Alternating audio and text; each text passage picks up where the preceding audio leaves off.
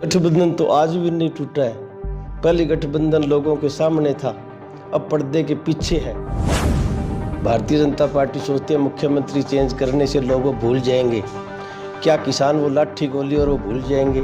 क्या वो कर्मचारी भूल जाएंगे? क्या युवा बच्चों के साथ जो पेपर लीक करके उन्होंने खिलवाड़ किया था वो भूल जाएंगे? क्या जो कानून व्यवस्था तार तार हो चुकी है, आए दिन मर्डर बलात्कार हो रहे, वो भूल जाएंगे? नमस्कार, आप ई समाचार देख रहे हैं और मैं हूं एल डी स्वामी और इस वक्त मैं फतेहाबाद में हूं और मेरे साथ फतेहाबाद के पूर्व विधायक और कांग्रेस के नेता बलवान दौलतपुरिया हैं। जैसा कि आप सभी जानते हैं कि हरियाणा की राजनीति में पिछले 2 दिनों में बड़ी हलचल हुई, मुख्यमंत्री बदल दिया गया, गठबंधन टूट गया और इन सभी विषयों को लेकर हमारे साथ बातचीत करने के लिए बलवान दौलतपुरिया जी हैं। बातचीत करेंगे। जी, आपका स्वागत है ई समाचार पर। धन्यवाद। बड़ा उलटफेर हुआ राजनीति में हरियाणा की, क्या देखते हो इस चुनाव से एन वक्त पहले मुख्यमंत्री बदल जाना, गठबंधन टूट जाना, आपकी क्या प्रतिक्रिया रहेगी? ये एक बार पुनः बीजेपी हरियाणा के आम जनमानस की आंखों में धूल झोंकने का असफल प्रयास कर रही है। जो 9.5 साल की इनकी एंटी इनकम्बेंसी थी, भारतीय जनता पार्टी सोचती है मुख्यमंत्री चेंज करने से लोग वो भूल जाएंगे। क्या किसान वो लाठी गोली और वो भूल जाएंगे? क्या वो कर्मचारी भूल जाएंगे? क्या युवा बच्चों के साथ जो पेपर लीक करके इन्होंने खिलवाड़ किया था वो भूल जाएंगे? क्या जो कानून व्यवस्था तार तार हो चुकी है, आए दिन मर्डर बलात्कार हो रहे, वो भूल जाएंगे? और भी बहुत सी जो बेकायदगियाँ इन्होंने की है, जनता एक एक चीज़ को याद रखेगी। आने वाली लोकसभा और विधानसभा चुनाव में इनको सबक सिखाने का काम करेगी। चाहे ये मुख्यमंत्री बदलें, चाहे मंत्री बदलें, लेकिन जनता अपना मन बना चुकी है। गठबंधन को लेकर 4.5 साल के दौरान भी सवाल उठते रहे कि आज टूटेगा, कल टूटेगा, परसों टूटेगा, लेकिन आखिरकार 4.5 साल के बाद टूट गया। तो इस गठबंधन टूटने पर आप क्या प्रतिक्रिया दो? गठबंधन तो आज भी नहीं टूटा है। पहले गठबंधन लोगों के सामने था, अब पर्दे के पीछे है। किस तरह से वोटों के अंदर डिवीज़न करके सांप्रदायिक ताकतों को लाभ पहुंचाया जाए और कांग्रेस को हरियाणा में कमज़ोर किया जाए, सिर्फ ये वोटों को बांटने की राजनीति है। गठबंधन नहीं टूटा, पर्दे के पीछे आज भी गठबंधन है। ये 3 महीने पहले सिरसा में दीपेंद्र सिंह हुड्डा ने कहा था कि ये गठबंधन तोड़ेंगे, ड्रामा करेंगे, वो हो रहा है आजकल। 3 महीने कांग्रेस तो पिछले 1 साल से कह रही है कि इस तरह का ये करें, क्योंकि भाजपा की जो कथनी और करनी है हमेशा ही से ये ऐसे ही करते हैं। लोगों को किस तरह से गुमराह करके उनकी आंखों में धूल झोंकने का काम करते हैं। ये अभी इन्होंने जिस तरह से मुख्यमंत्री बदला, लोगों को दिखाने के लिए गठबंधन तोड़ा, लेकिन ये सिर्फ लोगों को दिखाने के लिए है। गठबंधन भी ज्यों का त्यों ही है। 2 बातें आज जनसंपर्क जो नव संकल्प रैली जेजेपी की थी उसमें 2 बातें उन्होंने कही। जैसे आपने एक कहा कि ये पर्दे के पीछे इनका गठबंधन है और ये कांग्रेस का वोट खराब करने के लिए आपके सामने फिर से आएंगे, आपने ये कहा। और इस पर दुष्यंत चौटाला ने सफाई देते हुए ये कहा कि ये दाग हम अपने दामन पर नहीं लगने देंगे, जो भी हम चुनाव लड़ेंगे लोगों के बीच में जाएंगे, ईमानदारी से जाएंगे।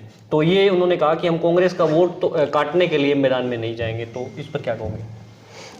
वो अभी लोकसभा चुनाव में आपको पता लग जाएगा किस तरह से इनकी कार्यप्रणाली रहेगी और गोदी मीडिया इनको किस तरह से बीजेपी की तरह दिखाएगा, वो सब पता लग जाएगा। लोग बड़े समझदार हैं कि मीडिया में इनको कितना स्पेस मिलता है, कांग्रेस को कितना स्पेस मिलता है, लोगों को पता लग जाएगा कि सिर्फ वोट डिवीजन की बात ही है।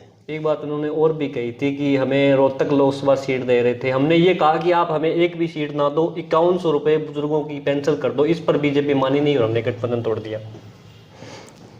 क्या अभी इसमें कितनी सच्चाई लगती है? अभी 5100 रुपये याद आया मेरे को, ये समझ नहीं आ रहा है। 5100 रुपये तो बजट के अंदर इनको विरोध करना चाहिए था।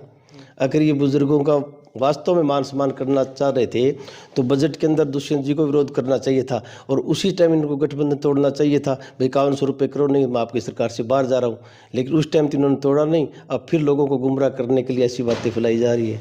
उन्होंने कहा फिर दुगनी ताकत से हरियाणा में सरकार बनाएंगे और 40 साल तक जो है वो हरियाणा पर, ऐसा उन्होंने कहा कि राज करेंगे। ऐसा ये तो प्रत्येक राजनीतिक दल कहता है दुगनी ताकत लगाएंगे, चौगुनी ताकत लगाएंगे। ये तो प्रत्येक राजनीतिक दल की अपनी अपनी कार्यप्रणाली होती है। सारे राजनीतिक दल तो इलेक्शन में ताकत तो लगाते ही हैं, लेकिन जनता जनार्दन किसको आशीर्वाद देती है ये देखने वाली बात है। चलिए, ये जेजेपी और बीजेपी की बातें थी, कांग्रेस की बातें कर लेते हैं। क्या स्थिति है आज के समय में लोकसभा की? कांग्रेस आज के दिन हरियाणा में लोकसभा में बहुत अच्छी स्थिति में है। बहुत सी अच्छी सीटें हम जीतने के लिए जा रहे हैं और कांग्रेस पार्टी का सर्वे चल रहा है और हर जगह से वैसे तो हमें 10 की 10 की बहुत अच्छी स्थिति में है, लेकिन फिर भी हम 7-8 सीटें तो आज एक तरफा जीत रहे हैं। लेकिन जिस तरह से कैंडिडेट आएंगे तो आप लोगों को पता लग जाएगा कांग्रेस कितनी सीटें जीत रही है। 9 कांग्रेस की और 1 गठबंधन की। हम इंडिया गठबंधन की बात करते हैं जब बात करते हैं तो। ठीक है। और विधानसभा में विधानसभा के जब चुनाव आएंगे तो उस टाइम बात करेंगे। क्या क्या मुद्दे हैं मौके पे? मुद्दों की तो आज भरमार है। जिस तरह से इन्होंने हरियाणा प्रदेश को गर्त में डालने का काम किया है, चाहे बच्चों की रोजगार की बात हो, चाहे कानून व्यवस्था की बात हो, चाहे छोटे व्यापारी और दुकानदार को मारने की बात हो, चाहे कोई और बुजुर्गों के साथ अन्याय करने की बात हो, और चाहे हमारे किसान मजदूर के साथ जिस तरह से इन्होंने शुरू में पिपली के अंदर लाठी गोलियां चलाई, फिर टेकरी बॉर्डर पे 1 साल बैठे रहे, 750 किसानों को शहादत देनी पड़ी, और अब जिस तरह इन्होंने भारत और पाकिस्तान का बॉर्डर बना के छोड़ दिया अम्बाड़ा के अंदर, वो सभी बातें किसान एक एक बात को याद रखेंगे। अगर सिरसा लोकसभा की बात करें तो अभी तक ये ऐसा कोई लग नहीं रहा कि कांग्रेस का कोई यहाँ से सांसद मैदान में उतारा जाएगा। ज़्यादा चर्चाएं सिरसा में कुमारी शैलजा की चल रही है, तो आपको क्या लगता है इस तरह की कोई पार्टी रणनीति बना रही है कि शैलजा चुनाव लड़े? ये तो कांग्रेस पार्टी के संसदीय बोर्ड तय करेगा यहाँ से किसको चुनाव लड़ाया जाए, लेकिन जो भी कांग्रेस पार्टी कैंडिडेट यहाँ पे आएगा भारी बहुमत से यहाँ से जीतेगा। यहाँ के स्थानीय नेता और कार्यकर्ता वो क्या सोचते हैं कि कौन कैंडिडेट हो?